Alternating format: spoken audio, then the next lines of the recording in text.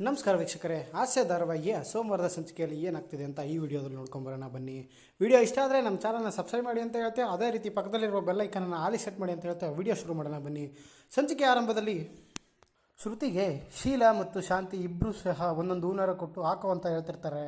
ಆಗ ಶ್ರುತಿ ಇಬ್ಬರಿಗೂ ಬೇಜಾರು ಮಾಡೋದು ಬೇಡ ಅಂತ ಹೇಳಿ 2 ಹಾರ ಇಟ್ಕೊಂಡು ಸ್ಟೇಜ್ ಮೇಲೆ ಬರ್ತಾಳೆ. 2 ಹಾರನೂ ಕೊಳ್ಳಿಗೆ ಹಾಕೋತಾಳೆ.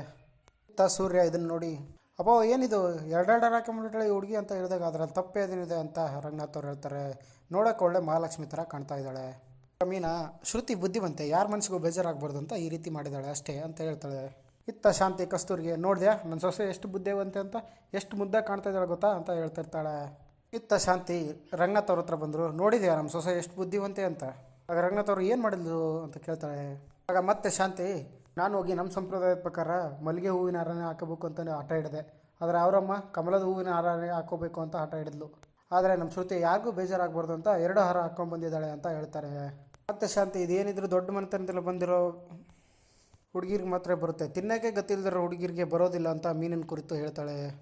ರಂಗನಾಥ್ ಅವರು, ಎಂಥ ಮನೆತನದಿಂದ ಬಂದಿದ್ದೀವಿ ಅದು ಅನ್ನೋದು ಮುಖ್ಯ ಅಲ್ಲ ಕಣೆ, ನಾವು ಹೇಗೆ ಬೆಳೆದು ಬಂದಿದ್ದೀವಿ, ಯಾರ ಜೊತೆ ಹೆಂಗೆ ವರ್ತನೆ ಮಾಡ್ತೀವಿ ಅನ್ನೋದ್ರ ಮೇಲೆ ಅವರು ಮೆನ್ತನ ನಿಂತಿರುತ್ತೆ ಅಂತ ಹೇಳ್ತಾರೆ.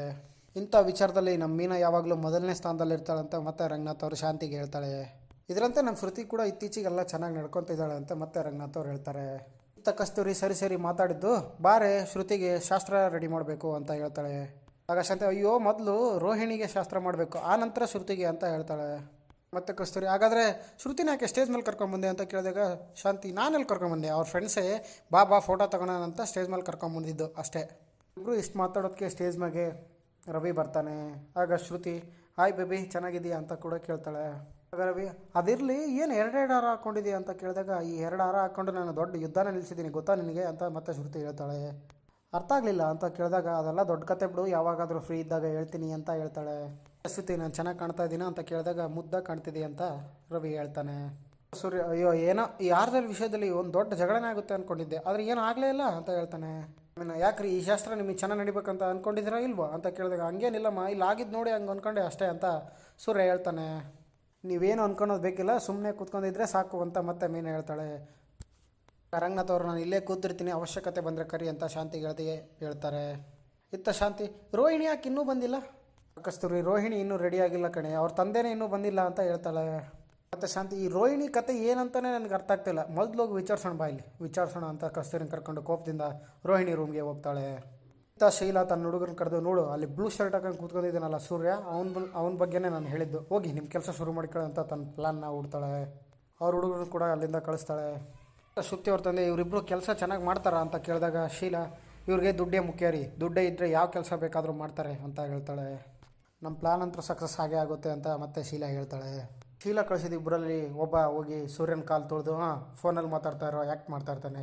ಸೂರ್ಯನಿಗೆ ತುಂಬ ನೋವು ಆದರೂ ಸುಮ್ಮನೆ ಕೂತಿರ್ತಾನೆ.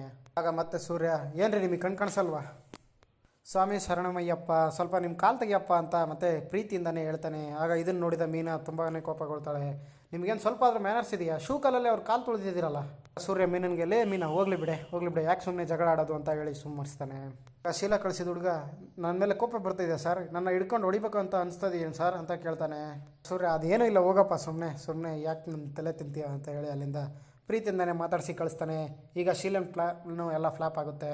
ಮತ್ತು ಮೀನಾ, ನಿಮ್ಮ ಕಾಲನ್ನ ಅಷ್ಟು ಜೋರಾಗಿ ತೊಳೆದ್ನಲ್ಲ ಅವನು, ಇರೇ ಅವ್ನಿಗೆ ಮಾಡ್ತೀನಿ ಅಂತ ಅವ್ನು ಹಿಂದೆನೇ ಹೋಗ್ತಿರ್ತಾಳೆ. ಆಗ ಸೂರ್ಯ ಕೈ ಹಿಡಿದು ಎಳೆದು, ಬೇಡಮ್ಮ ಸುಮ್ಮನೆ ಕೂತ್ಕೋ, ಏನೂ ಆಗಲ್ಲ, ಸುಮ್ಮನೆ ನಮ್ಮಿಂದ ಜಗಳ ಬೇಡ ಅಂತ ಹೇಳ್ತಾನೆ. ಮತ್ತು ಮೀನಾ, ರೀ ಅವ್ನು ಅಷ್ಟು ಜೋರಾಗಿ ನಿಮ್ಮ ಕಾಲು ತೊಳಿತಿದ್ರು ಹೇಳ್ಬೇಕನ್ನೋ ಪರಿಜ್ಞಾನ ಇಲ್ವಾ ನಿಮಗೆ, ಒಳ್ಳೆ ಗರಡುಗಮ್ ಥರ ಸುಮ್ಮನೆ ಕೂತಿದ್ದೀರಾ ಅಂತ ಹೇಳ್ತಾಳೆ. ತಾವೇ ಎಲ್ಲ ಹೇಳಿದ್ದು ಬಾಯಿ ತೆಗಿಬಾರ್ದು ಅಂತ, ಅದಕ್ಕೆ ಸುಮ್ಮನೆ ಇದ್ದಾಗ ಆಗ ಮೀನಾ, ಅಲ್ಲ ರೀ ನಾನು ಹೇಳಿದ್ದು ಯಾವುದಾದ್ರೂ ವಿಚಾರಕ್ಕೆ, ಇಂಥ ವಿಚಾರಕ್ಕೆಲ್ಲ ಸುಮ್ಮನೆ ಇರ್ತಾರ ಅಂತ ಹೇಳ್ತಾಳೆ. ಆಗ ಮತ್ತೆ ಮೀನಾ, ರೀ ತುಂಬ ಜೋರಾಗಿ ತುಳಿದ್ಬಿಟ್ನಾ, ನಿಮ್ಗೇನಾದರೂ ಕೋಪ ಬಂತಾ ಅಂತ ಕೇಳ್ತಾಳೆ. ಕೋಪ ಏನೋ ಬಂತು, ಆದರೆ ನಿನ್ನ ಮಕ್ಕ ನೋಡಿ ಸುಮ್ಮನೆ ಇದ್ದೆ ಅಷ್ಟೇ ಅಂತ ಹೇಳ್ತಾನೆ ಸೂರ್ಯ.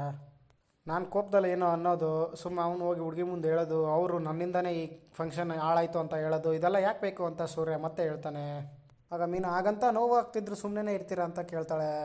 ಮತ್ತೆ ಶೀಲಾ ಅವ್ರ ಹುಡುಗರನ್ನ ಕರೆಸಿ ವಾರ್ನಿಂಗ್ ಮಾಡ್ತಿದ್ದಾರೆ. ಏನಾಗುತ್ತೋ ನಿಮ್ಮ ಕೈಲಿ ಅಂತ ಕೇಳ್ತಿರ್ತಾಳೆ. ಆಗ ಅವ್ನ ಹುಡುಗರು, ಮೇಡಮ್ ನನ್ನ ಶೂ ನೋಡಿ ಕಿತ್ತೋಗಿದೆ, ಆ ಥರ ತೊಳೆದಿದ್ದೀನಿ, ಆದರೂ ಅವ್ನಿಗೆ ಕೋಪನೇ ಬರ್ತಾ ಇಲ್ಲ ಅಂತ ಹೇಳ್ತಾನೆ. ಶೀಲಾ, ನೀವು ಹಾಗೆ ಮಾಡಿಬಿಡ್ತೀವಿ ಈಗ ಮಾಡಿಬಿಡ್ತೀವಿ ಅಂತ ಫೋನಲ್ಲಿ ಹೇಳ್ತಿದ್ರಲ್ಲೋ, ಇದೇನೋ ನಿಮ್ಮ ಪೌರುಷ ಅಂತ ಮತ್ತೆ ಕೇಳ್ತಾಳೆ. ಮತ್ತೆ ಆ ಹುಡುಗರು, ಈ ನೀವೇನು ಟೆನ್ಷನ್ ಮಾಡ್ಕೊಬೇಡಿ ಮೇಡಮ್, ಈ ಪ್ಲಾನ್ ಇಲ್ಲ ಅಂದರೆ ನನ್ನ ಹತ್ರ ಇನ್ನೊಂದು ಪ್ಲಾನ್ ಇದೆ, ಅದನ್ನು ಎಕ್ಸಿಕ್ಯೂಟ್ ಮಾಡೋಣ ಅಂತ ಹೇಳ್ತಾನೆ. ಓಕೆ ಸರಿ ಅದೇನು ಮಾಡ್ತೀರೋ ಮಾಡಿ, ಆದರೆ ಆದಷ್ಟು ಬೇಗ ಮಾಡಿ, ಫಂಕ್ಷನ್ ಮುಗಿಯೋತ್ರೆಗೆ ಹೊಟ್ಟೆ ಜಗಳ ಆಗಬೇಕಿಲ್ಲಿ ಅಂತ ಹೇಳ್ತಾಳೆ. ಓಕೆ ಥ್ಯಾಂಕ್ ಯು ಫ್ರೆಂಡ್ಸ್, ಇದಿಷ್ಟು ಸೋಮವಾರದ ಆಸೆಯ ಸಂಚಿಕೆ. ದಯವಿಟ್ಟು ವಿಡಿಯೋ ಇಷ್ಟ ಆದರೆ ನಮ್ಮ ಚಾನಲ್ನ ಸಬ್ಸ್ಕ್ರೈಬ್ ಮಾಡಿ ಅಂತ ಹೇಳ್ತಾ, ಹಾಗೆ ಒಂದು ಲೈಕ್ ಕೊಟ್ಟು ಮುಂದೆ ಅಂತ ಹೇಳ್ತಾ ವಿಡಿಯೋ ಮುಗಿಸ್ತಾ ಇದ್ದೀನಿ. Thank you.